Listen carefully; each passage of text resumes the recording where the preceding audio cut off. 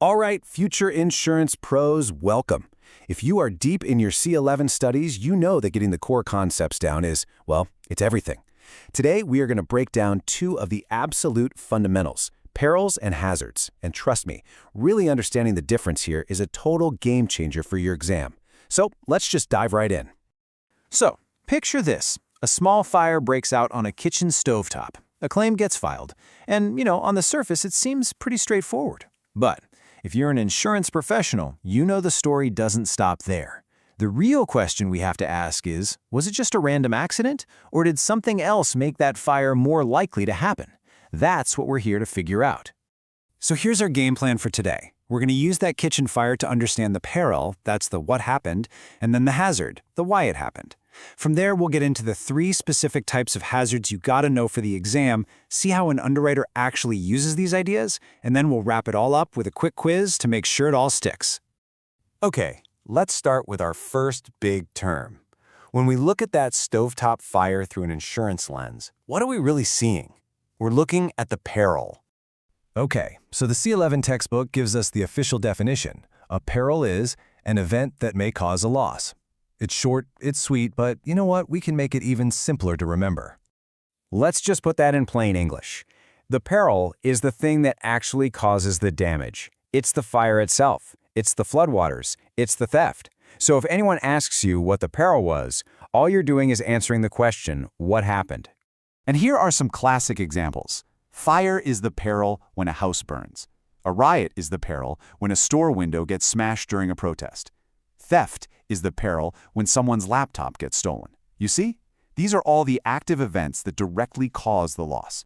So if the peril is what happened, the next logical question has to be, why did it happen? And that, my friends, brings us to our second key term, the hazard. This is where we add another layer to our understanding. Now, the official definition says a hazard is a condition that may cause a peril to occur or make the loss more severe. Now, I want you to notice that key word, condition. A hazard isn't the event itself. Nope, it's the situation or the circumstances that make the event possible. So, to put it simply, the hazard answers the why. Why did that stovetop fire start in the first place? Why was the damage from a hailstorm so bad? The hazard is that underlying condition that either increases the chances of a loss happening or just makes it a whole lot worse when it does. Okay, now this is where it gets really interesting. And honestly, this is a super important part for your exam. Not all hazards are the same. You absolutely need to know 3 distinct types. This is a critical topic, so let's break them down. First up is the physical hazard. This one's the most straightforward, I think. It's all about the tangible physical stuff about the property. Think about things you can literally see and touch, like what the building is made of, the state of its wiring, or even where it's located. For example, old frayed electrical wiring, that's a classic physical hazard that dramatically increases the risk of fire. Or, super slippery floors. They increase the risk of a slip and fall, which could lead to a negligence claim. These are all physical conditions. Makes sense, right? Next, we have moral hazard. Now we're shifting gears from physical things to the human element, specifically a person's character. The key words to lock in your brain here are dishonesty and fraud. This is all about someone's intent to deceive or even cause a loss just so they can get paid.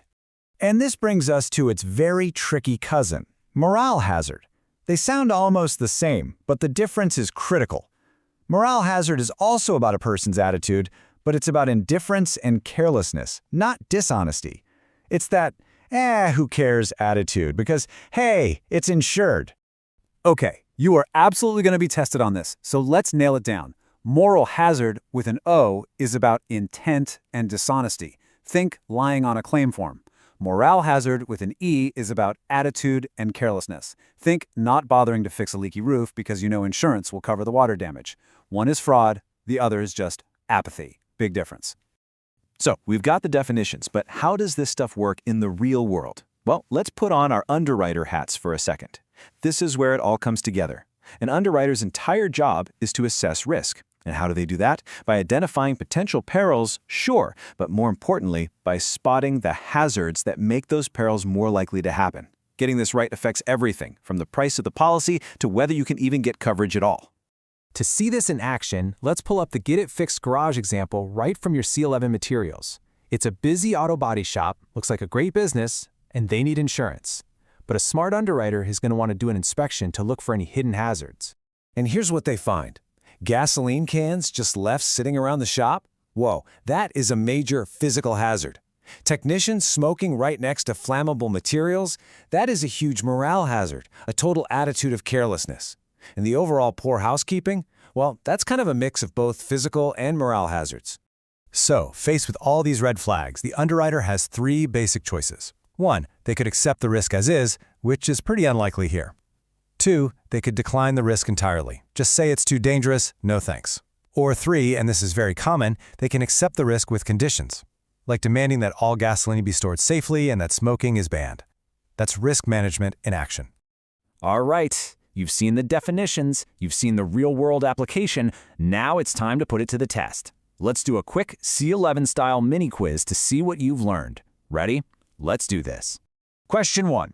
A flash flood damages a home's foundation. The flood itself is an example of, is it A, physical hazard, B, morale hazard, C, peril, or D, moral hazard? And the answer is C, peril. That's right. Remember, the peril is the actual event that causes the loss. It's the what happened. The flood is what happened here. Okay, question number 2. Frayed electrical wiring in an old building is an example of A, peril, B, moral hazard, C, morale hazard, or D, physical hazard? The correct answer is D, physical hazard. The wiring is a tangible physical condition of the property that increases the chance of a fire. You can see it, you can touch it. Question 3 for you. An individual intentionally exaggerates the value of stolen items on an insurance claim. This action represents A, peril, B, moral hazard, C, morale hazard, or D, physical hazard. And the answer is B, moral hazard. The key words there were intentionally exaggerates. That's deliberate dishonesty for financial gain, the textbook definition of moral hazard. All right, last one. A driver says, why should I buy expensive new tires? I have insurance. What is this driver demonstrating? Is it A, a peril, B, a physical hazard, C, a moral hazard, or D, a morale hazard? The final answer is D, morale hazard. This is a perfect example of a careless attitude. There's no intent to commit fraud here, just a dangerous indifference to risk simply because insurance is there to back them up. And that's a wrap.